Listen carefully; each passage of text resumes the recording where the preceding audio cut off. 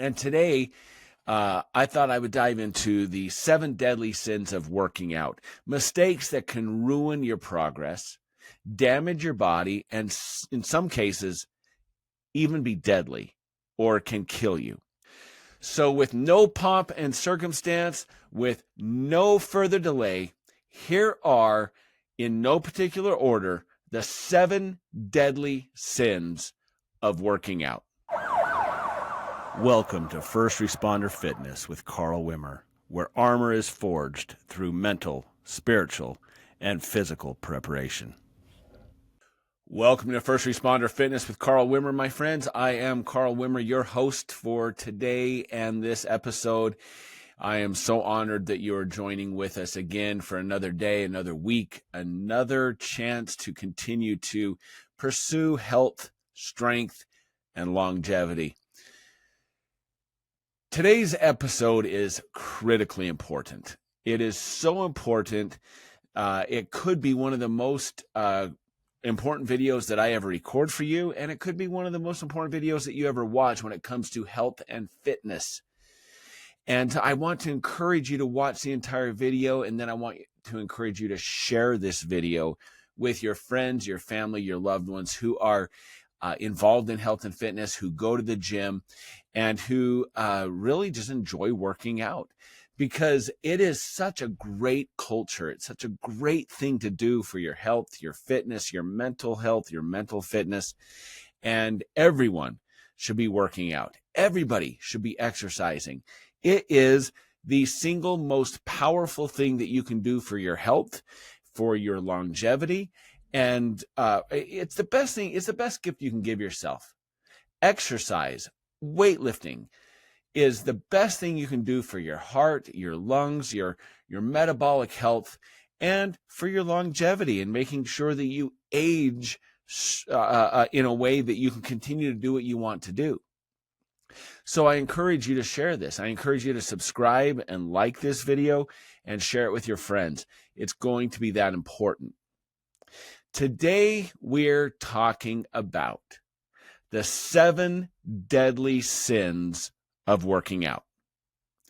You see, the gym can be a place of transformation, a place where dreams are made, a place where people go from the verge of death and disease to health, strength, and prosperity. A place where people go to, when they're depressed, they go to work out to feel better. It's a place I have seen young people come into the gym just broken mentally. And after several weeks of exercise and weightlifting and getting into a routine, their entire life, their entire outlook on things change. But the gym can also be a place of injury, frustration, and failure. And today, I thought I would dive into the 7 deadly sins of working out, mistakes that can ruin your progress, damage your body, and in some cases, even be deadly or can kill you. So with no pomp and circumstance, with no further delay, here are, in no particular order, the 7 deadly sins of working out. Number 1, squatting outside of a power rack. This I have talked about in the past, and this very well could be number 1 on the list. It could be the most important on the list. I have it listed number 1. I could save it to the end and make a big dramatic thing about this. But this is so critically important. And I know there's those of you that are going to disagree with me, but I'm going to tell you, you are wrong. I'm sorry. I was a world champion powerlifter. I had a squat much greater than most of you watching this. And so when your credentials match mine, you can argue with me. Otherwise, sit down for a second, take a seat, and listen and hear me out. Because your life could depend on it. Just within the last few weeks, a precious, young 17-year-old powerlifting girl from Pakistan was killed while squatting outside of a power rack. And it happens all the time. People record themselves killing themselves by accident because they're squatting outside of a power rack. Oh, she had her coach there. She had her trainer there. She had spotters there. And she was attempting, I believe, a near 600-pound squat. She was a world elite powerlifter. And it went wrong. And she was squatting next to a power rack. In fact, she was using support bars. You've seen these. No doubt your gym has them. It's where you have a cage, and then you have detachable bars that come out from the cage, and you have your hooks, and you unrack the squat, and you can squat down. And if everything goes exactly right, but you fail, you can set it on the bars. But there's no cage. There's the cage is in front of you. The bars are sticking out, and you can set them on the bars, but there's nothing behind you. Well, she was squatting on one of those, in one of those, or near one of those, and she unracked the squat. She started to go down. Things went poorly, and she fell backwards, missing the support bars. And do you think that when things go catastrophic, do you think that your spotter is going to be able to catch 600 pounds in their arms? No. When there's a catastrophic incident, whether it's a torn muscle, a torn tendon, or you lose your balance, as she did because it was a maximal effort squat, she fell backwards, missed the support arms, and it snapped her neck. If she was inside of a power rack, she would have fallen backwards, hit the bars, the uprights behind her, fallen to the ground, and the bar would have landed onto supports that go across. I am telling you right now, if you are not squatting in a power rack, you are just taking your own life at risk. And that's it. You're just taking your life at risk. And the facts support this. Squatting without safety bars, without a power rack, is reckless. Yes, the safety bars help in most cases. And yes, a spotter can help you in many cases. Why? Because what does the spotter do? He's behind you, she's behind you, and you go down and, oh, you can't quite get your reps, so the spotter helps you a little bit, takes off 30 pounds from the squat. You get it, and you go in and you rack the weight. That's not what we're talking about here. We're talking about a catastrophic incident, a catastrophic situation. And if the guy behind you cannot front squat or zerker squat 5, 6, 7, or 800 pounds, which no human on the face of the planet can, you're in trouble. So yes, if everything goes right, if everything's perfect, if every situation you can possibly imagine goes right, except you don't quite get up all the way on the squat, your little spotter behind you can help you. But if there's just one thing that goes wrong, you're in trouble. And it happens all the time. A failed rep without protection can lead to severe spinal injuries. And guess who knows this firsthand? Me. I had to retire from powerlifting around 2009 because I fractured my spine and had a severe, had a spinal cord injury that left my left leg completely paralyzed at one point, where as I would walk, I shouldn't say completely, but partially paralyzed, to where I'd walk, my foot would just flop around. By the grace of God, I recovered, and I am weightlifting now. I'm not lifting nearly as heavy. I mean, the highest I will go on a back squat on a good day is maybe 400 pounds. So I don't ever go crazy. But I've recovered to the point where I can lift, and I can lift fairly heavy. But the fact is, spinal cord injuries and spine injuries happen all the time. In fact, according to the National Center for Health and Statistics, 60% of fatal gym accidents involve squatting. 60% of fatal gym accidents involve squatting. And I guarantee you that 99% of those are outside of a power rack.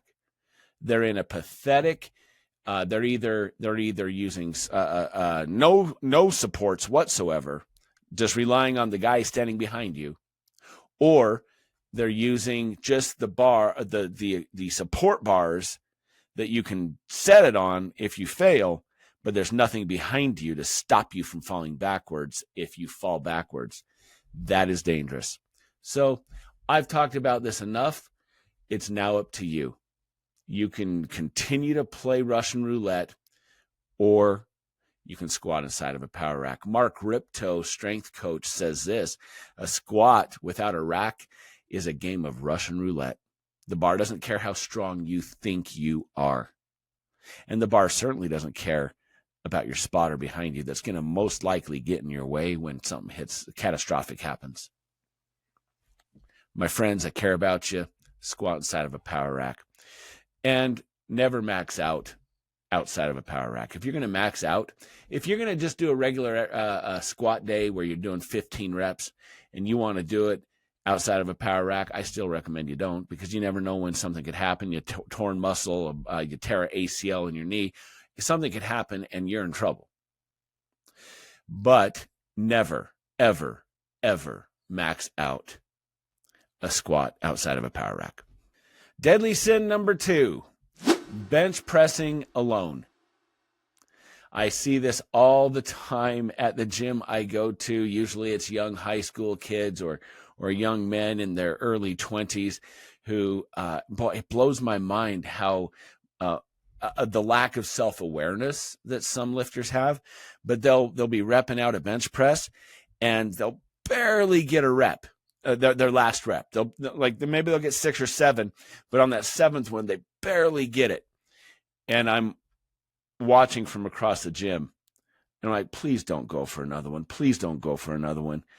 And they start going for another one. And like clockwork, I start making my way over there because I know they're going to get pinned. And sure enough, they get pinned. And I see some of the young guys who have less than 200 pounds on the bar or whatever, they just roll it down their chest, and then they put it on their hips, and then they sit up, and then they stand up with it. All right, fine. If you're bench pressing 150 pounds, that's fine. If you're bench pressing even 200 pounds, that's fine. But once you start putting 3 wheels on each side of that bar, you start rolling down 315 pounds down your chest, down your rib cage, or 400 or 500 or 600 pounds down your rib cage, you're breaking some bones. And you're not going to be able to do it. So bench pressing alone, again, is one of the deadly sins, one of the 7 deadly sins of weightlifting. The barbell bench press is responsible for a tremendous amount of gym-related injuries. And in most cases, it's because they're doing it alone. Even a minor slip-up, muscle failure can result without warning. These can result in catastrophic injuries or death. It can crush your trachea if it falls on your neck. It can cause chest trauma. I mean, if you've competed in powerlifting, you have no doubt seen the suicide grip. And I've seen many times where someone gets the press command and they start pushing and their wrists slip forward and the bar falls on their chest. And you know what? In most cases, they've been okay.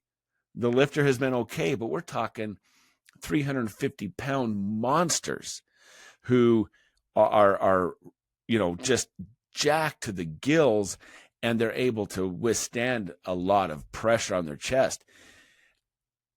They're lucky. They're lucky. Studies continually show that solo bench pressing leads to a double risk of injury, twice as much twice as much risk of injury than lifting with a spotter. Now, here's the deal. If you have a spotter on a bench press, again, you need to be aware of what you're doing and how much you're lifting. For instance, when we were at the peak of our powerlifting career, you can't upright row 600 pounds. And so when I would bench press in practice and I was going near maximal weight, many times I'd have the guy behind me and then one on each side. And in competition, you always have the guy behind you and you have a guy on each side to help you. And that's important. If you are lifting more than the person who is helping you can lift, that is not having a spotter. That is like not having anyone there to help you.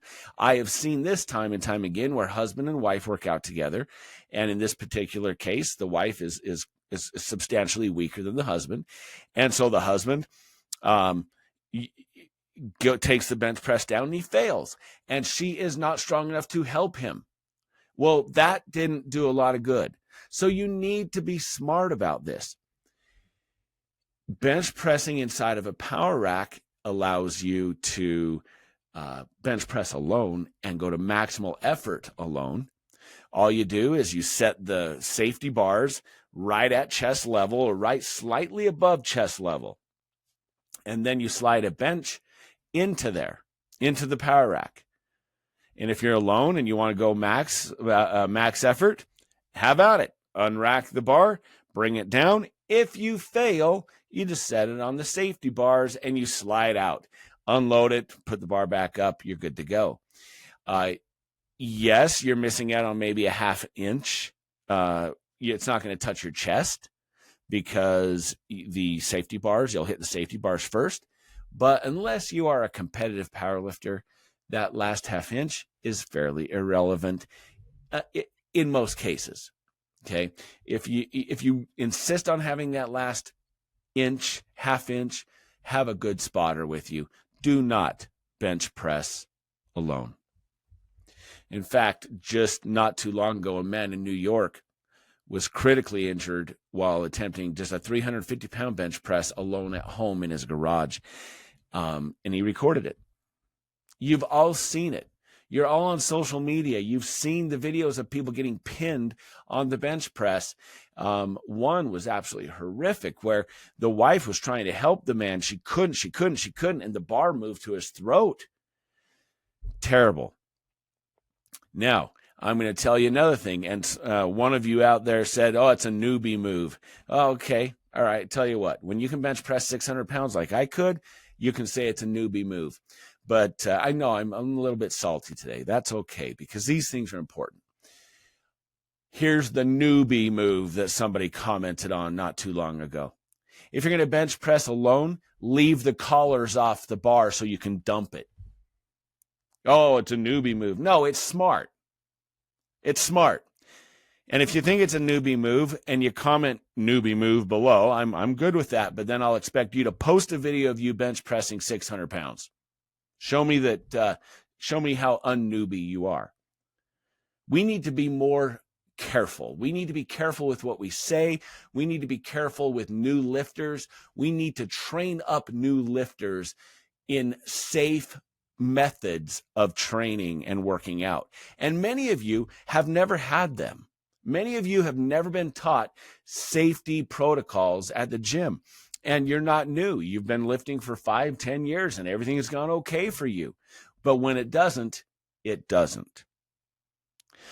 So, no amount of strength beats gravity.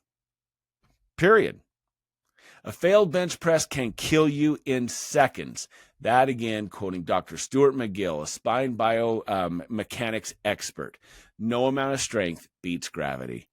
If you make a mistake, you are in trouble. So the solution for bench press, always have a reliable spotter. Or if you're doing it alone, use a Smith machine, bench inside of a power rack, or use dumbbells. Do a dumbbell bench press. Because then if you fail, you just let go of the dumbbells and you're fine. Those are 3 other options: power rack, Smith machine, dumbbells, if you don't have a reliable spotter. do not bench press alone. I get tired of pulling the bar off of these youngsters that continually get pinned. I'll continue to do it, and I continue to watch them across the gym because I know what's going to happen. And so do you. Deadly sin number 3 is perhaps less serious than the first two. And maybe we can be a little bit more light and jovial about this next one. But it is deadly sin number 3, skipping your warm-up or skipping mobility work. So skipping your warm-up and skipping mobility work. Cold muscles are far more susceptible to strains, tears, and tendon injuries. I remember when I was younger, I used to go into the gym, forget the warm-up, let's go. And we'd just, boom, we'd pound it out hard and heavy. And when you're younger, maybe you can get away with this. But if you are getting a few birthdays under your belt, you need to do a good, steady, dynamic warm-up. You need to do a few sets just to get the motor running, get the joints lubed, get the muscles ready for the day's workout that you're going to, the stress you're going to put them under. By that same token, mobility work is critical. Poor mobility leads to improper form and joint damage. So, statistically speaking, there is a 50% reduction in injury risk with a proper dynamic warm-up. So don't skip the warm-up. You should warm up your body. Dr. Kelly Starrett, who is a mobility coach, says a warm-up is not optional. It is your body's insurance policy. That is so true. And the older I get, the more I realize that is critical. Don't skip your warm-up. Spend 5 or 10 minutes on dynamic movements like leg swings, arm circles, some light cardio. Incorporate some mobility drills, especially for problem areas like hips and shoulders and ankles and knees. Really work on warm-ups and mobility before you hit the heavy weights. It'll save wear and tear on your body. And that's what we're all about here. Saving wear and tear on your body. Making sure that you stay healthy for a lifetime.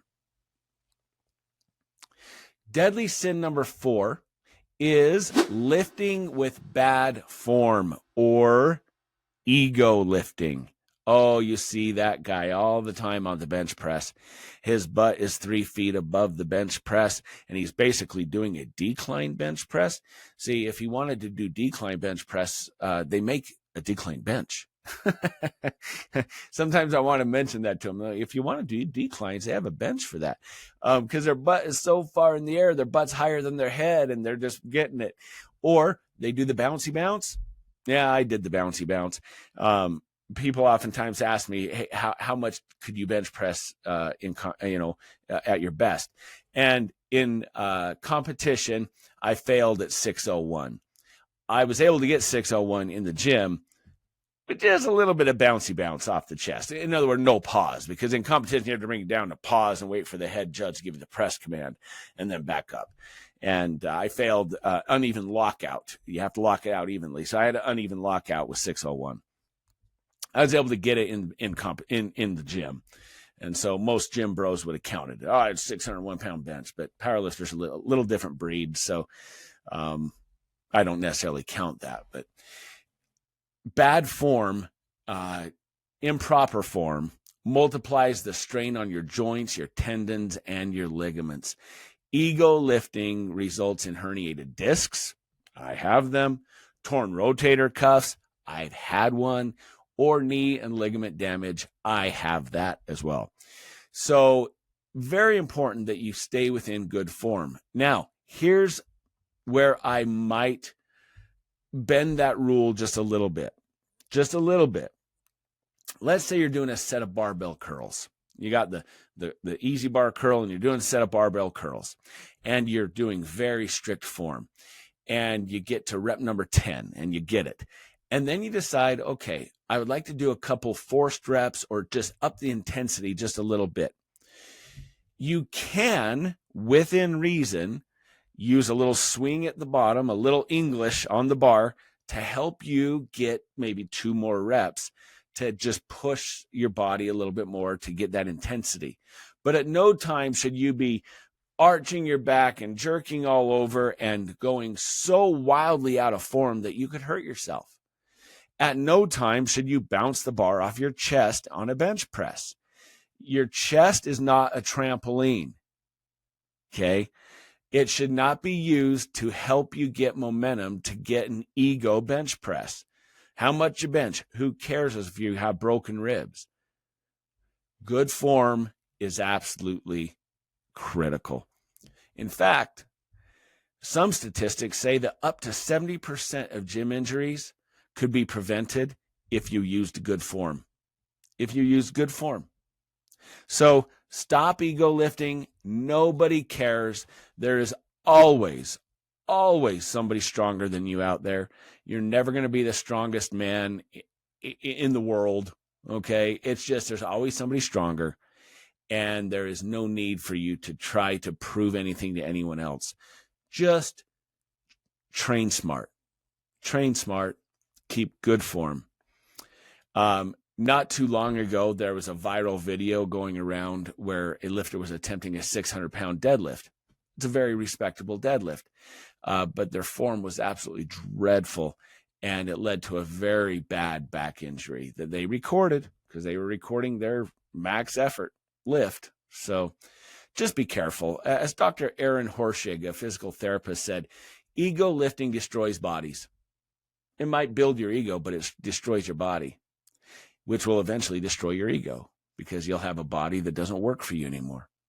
Strength is built through discipline, not bravado. I want to read that to you again. Ego lifting destroys bodies. Strength is built through discipline, not bravado. You young gym bros out there, stop ego lifting. Just lift. Consistently have discipline, and I promise you, that goal that you have for you will be reached. You will reach your 225-pound bench press. You'll reach your 300-pound bench press. And dare I say, many of you, if you never quit, if you're consistent, if your nutrition is on point and you work hard enough, you'll reach that 400 or 500-pound bench press. It takes time, not ego. So, I would recommend that you have good spotters that will be honest with you and say, look, your form's going crazy. You need to not do that. You're going to hurt yourself. Maybe use mirrors while lifting. Record your lifts. Work with a coach. Working with a personal trainer or coaches is priceless. And prioritize perfect form over heavy weight. Perfect form over heavy weight. Deadly sin number 5. One that I am so guilty of.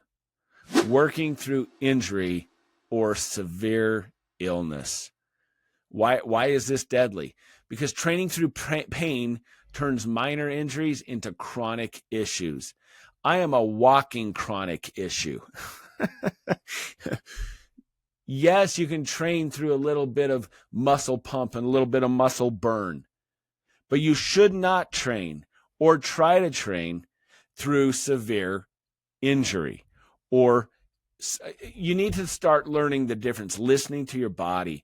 You need to listen to your body and learn to decipher the difference between pain and injury. Muscle pump hurts, but it's good for you. It causes stress. Some stress is good for you. Injury is not good for you. I so ignored injuries when I was younger. It was stupid. I think I've told you this story before, but in case you're new here to the channel, we were doing dumbbell presses, and one of my training partners had just finished doing dumbbell presses, and he had set the dumbbells down, but he didn't move them out of the way. And so I sit down. They put the dumbbells in my hand. We had up to 130, 140 pound dumbbells, and doing the dumbbell presses. And when I finish, instead of, a lot of people, they'll sit up and they'll set them down. Well, these were, well over 100 pounds each. And so you just kind of flop them on the ground. Well, I went to flop it on the ground and his dumbbell was in the way. And that finger right there got caught between the handle of my dumbbell and the bell that was on the ground. Oh man, it hurt. And it burst the finger. It burst fat nodules out of my finger. Sorry for the graphic description, but that's what it did. And it was bleeding. I went upstairs because we worked out in our basement at that time, in my basement. I taped the finger, put a popsicle stick on it, and taped it. And I continued to work out with that finger in the air before I went to the Instacare to have a stitch put in. That's just stupid. Okay? Working through severe injury or through injury or severe illness is just asking you to be hurt. My wife got so sick of it. I remember one day we were doing truck pulls up and down my street. We'd hook up the harness and we'd pull my Suburban up the street and down the street. And I pulled my calf. I really pulled the calf muscle bad, and I limp home and I go laying on the couch. And my wife had no mercy. She says to me, "Hey, garbage needs to go out." She did not respect the world champion powerlifter. She thought I was an idiot for always hurting myself and pushing it beyond what I should have. Exercising while sick weakens your immune system and can increase the risk of cardiovascular strain. Typically, what I've told people and what I've been told by trainers, by doctors, is that if it's only a small minor cold, a head cold, something in your nose and your sinuses, you can work out through that, but you should lay it back a little bit. You don't want to overdo your system, okay? Your neurological and nervous system. You don't want to overload it because it's fighting sickness. If the sickness is below your neck and it's in your chest, you should probably take a day or two off and just rest and let your body recover. You need to start listening to your body.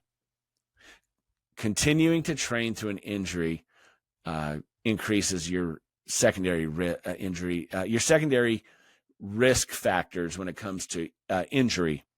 In fact, Dr. Jordan Metzel, who's a sports medicine physician, says rest and recovery are not weakness. They're an essential part of progress. Most of you, if you're really dedicated, are working out 5-6 days a week, your body can use a rest. So if you're sick, let your body rest and recuperate. Deadly sin number 6, ignoring cardiovascular exercise. You know, I'm preaching to a younger me. I'm really talking, if the younger me could watch this, there'd be a lot of things different about my health conditions today. But the fact is, ignoring cardiovascular exercise is just a dumb idea. It leads to poor heart health. Your heart is the most important muscle in your body. It's your motor. It decreases your endurance and it reduces your longevity. You should not just weightlift. Weightlifting, yes, go ahead. Whatever gets you into the gym. If that's your priority, if that's what you love, then do it. But do not neglect cardiovascular exercise. You should be doing 150 minutes of zone 2 cardiovascular exercise every single week at a minimum to support heart health, lung health, cardiovascular health, to support longevity, and all of the things that are so critical when it comes to keeping you alive for a long time. People who avoid cardio have a 50% higher risk of cardiovascular disease. And what is the number one killer of police officers, of firefighters? What is the number one killer of humanity? Cardiovascular disease, atherosclerosis. These things will kill you. Doesn't matter. You know what? Heart disease doesn't matter how strong you are. It doesn't care. Okay. Heart disease doesn't care how much you bench. You need to not neglect cardiovascular exercise. Whatever motivates you to get in the gym, go do it. But do not neglect cardiovascular exercise. Dr. Peter Attia, somebody who I quote on this show all the time, a person who I have tremendous amount of respect for, says this: cardio isn't the enemy of gains. It is an ally of longevity. I couldn't say it better. Absolutely right. So what am I asking you to do? Just incorporate 20 to 30 minutes of moderate intensity cardio 3 to 4 times a week. You need to get in that minimum 150 minutes of zone 2 cardio every single week at a minimum. And I know it can be boring. I know, but put in your podcast, watch a show, whatever it takes, get the cardiovascular exercise in. Deadly sin number 7. This is the 7 deadly sins of working out, and deadly sin number 7 is letting discouragement lead to quitting. Letting discouragement lead to quitting, or quitting altogether. Why is it deadly? Well, because you go in so motivated in the new year, New Year's resolutions, I'm going to go get fit, I'm going to get in shape, and the gains don't come as quickly as you want. It takes a long time to build muscle, my friend, a long time. And the fat doesn't burn as quickly as you want it to. It takes a long time to burn fat, less time than it does to burn muscle, but just the same. You have to be consistent. You need to be disciplined. And it's not something that happens so overnight. And you can get discouraged. Most gym failures happen mentally before they happen physically. My friends, do not get discouraged. You can do it. I don't care what kind of condition you're in. I don't care if you are morbidly obese. I don't care if you're 80 years old. I don't care what condition you are in. You can improve it through exercise. Don't quit. Don't give up. Don't get discouraged. I encourage you to continue to pursue your goals. 80% of gym goers, people who sign up for the gym, 80% quit within the first 5 months. 80%. And we shouldn't celebrate that. I know some of you who are dedicated and go all the time, you kind of complain, tongue in cheek, or sometimes you actually complain about the New Year's resolution sign-ups. I celebrate that. Those who are coming to the gym for the first time, those who are coming to the gym for the first time in a long time, they don't need your negativity. They need your support, because the odds are they're going to quit. And I know you want them to quit because they're making your gym crowded. You know what? It's not your gym. It's our gym. Understand this, my friends. Progression is never linear. It's never linear. The real victory is staying consistent. And that's a direct quote from our friend and really someone that most all of us look up to, Jocko Willink. He says that, again, I'll quote Jocko. He says, progression is never linear. The real victory is staying consistent. He's absolutely right. Consistency is the most important thing in fitness. Not hard work, not intensity, not the routine you do, not anything. Consistency is by far the most important thing. And consistency is only developed through discipline. Motivation will only get you so far. You get discouraged, you get sick, you have a setback, you're not seeing the changes you want. So what?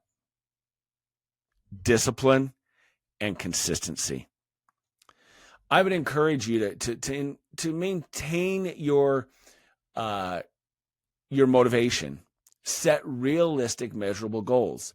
Don't come in and don't listen to V-Shred, who says, I can get you shredded in 4 weeks. No, he can't, unless you're almost shredded already. Don't listen to any of these quackadoodles who are false influencers who want you to sign up and click like and love and sign up for their nonsense programs, who say, I can get you shredded from obese to shredded in 6 weeks. No, they cannot. It didn't take you 6 weeks to get 60 pounds overweight. It's not going to take you 6 weeks to get shredded. It's going to take a long, long time. So set realistic, measurable goals. That's number one. Say, I want to lose a pound a week for the next 10 weeks. That is a great goal. What a great goal. And then track your small victories and celebrate them. This is not just the scale. Take before and after photos, take weekly photos, and track your progression. Celebrate your progression. It's very interesting because my wife and I used to work out together all the time, but we have a severely disabled child, and he can't be left alone. And so it's in a situation now where she'll go to the gym, come home, then I'll go to the gym. And so we don't see each other working out that often anymore. On the rare occasion when we do get to go to the gym together, which happened just recently, I looked across the gym at this smoking hot brunette, my wife, and I could not believe how muscular her back was. Her back and her shoulders were just, it was like the Andes Mountains, just rippling. I'm like, holy cow, she has progressed. And I told her that, and she's like, I don't see it. Yeah, you don't see it because you see yourself every single day. I don't see her working out every single day. And I noticed it, and it was unbelievable. You need to take pictures of yourself, have somebody else take pictures of you, and then 4 or 5 weeks later, do it again. Surround yourself with a supportive fitness community. Someone who's going to support you and lift you up, not tear you down. That's why we exist at First Responder Fitness, to build you up, not to tear you down.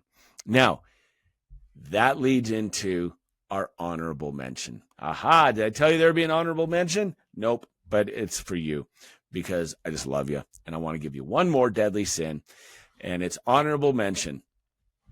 And I would say it's not minding your own business at the gym. Being a toxic spectator. Someone who records others without consent. When my daughter did their grand opening of a gym that she is the general manager and head trainer at this gym, she had to remove a gawking spectator who was recording somebody who is not doing an exercise correctly.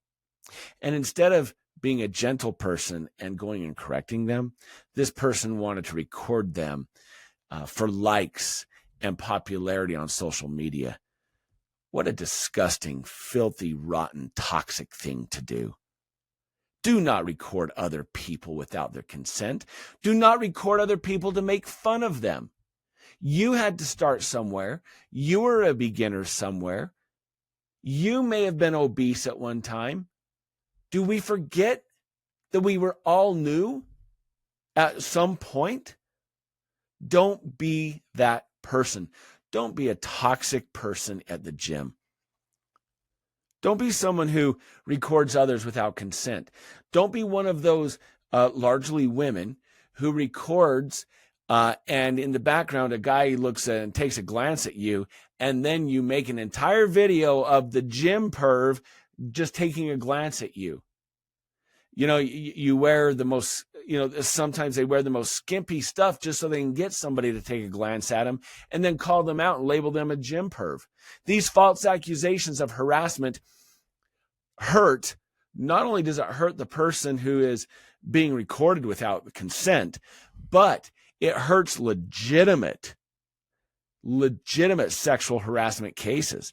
It makes it so that those who are legitimately sexually harassed, those who are legitimately hurt at the gym or afraid, can't seek the help they need because there's so many of you influencers out there, so many of you schmuck influencers who are just in it for yourself, who thinks you're the main character of life, thinks you're the main character of the gym, who is hurting other people.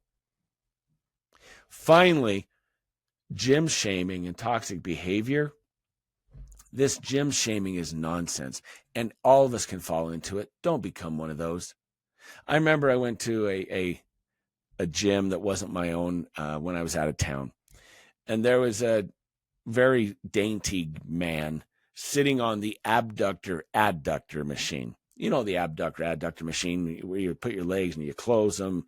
It works the adductors, or if you're going out, it works the abductor chain of muscles in the leg and the glutes. Well, he was sitting there doing it with his hands. And I chuckled to myself, and I actually wanted to record him and post it, but I didn't, because I remembered that, you know what? I don't know what he's doing. I don't know why he's doing it. And additionally, I needed to mind my own business. If I want to help the gentleman, help the gentleman. But don't make fun of him. Don't record others without their consent. Do not be a gym shamer with this toxic behavior. We see it all the time. People who forget that you too were new. You know, over 25% of gym goers report feeling uncomfortable to unwanted filming. And more than that, feel uncomfortable because they're new and they think they're being judged. You know, if you're an experienced person, you have an opportunity to change someone's life for the better. Offer an encouraging word. Help somebody, or just mind your own business and focus on your own workout. We need to change gym culture. Many of you are aware of, and if you're not, you should be aware of Joey Swoll on social media. He calls out this kind of nonsense all the time. We need to change gym culture. We need to encourage new lifters. We need to encourage those who are signing up for the first time. They're walking, you know them, you see them. They're walking around kind of giving the side eye to different equipment because they have no idea what it does. You know what would change their life is if you went up and said, hey, welcome to the gym. I am Carl. You know what? Is there anything I know most of this equipment. Can I help you with anything? Do that and change a life for the better. Do that and be encouraging to somebody else, because you were new at some point in the past as well. You used to be new. And what would have that meant to you if the biggest, most muscular, powerful guy in the gym, or the most gorgeous girl in the gym who is fit, went up and encouraged them? It would have meant the world to you, because you weren't always the strongest and you weren't always the most fit. So, barring that, just focus on your own freaking workouts. So, in closing, I just encourage you to share this. I know that I got salty at the beginning, but that's because I'm sick of seeing young lifters die. I'm sick of seeing people do things that are a little dumb. I'm tired of seeing people ego lift and get hurt. I want to encourage you to self-reflect. Are you guilty of any of these sins? These 7 deadly sins plus the honorable mention.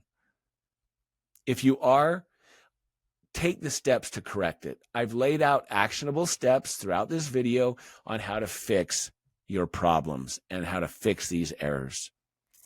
If you found value in this episode, share it with a gym buddy. I encourage you to stay safe in the gym, stay consistent, live life with purpose.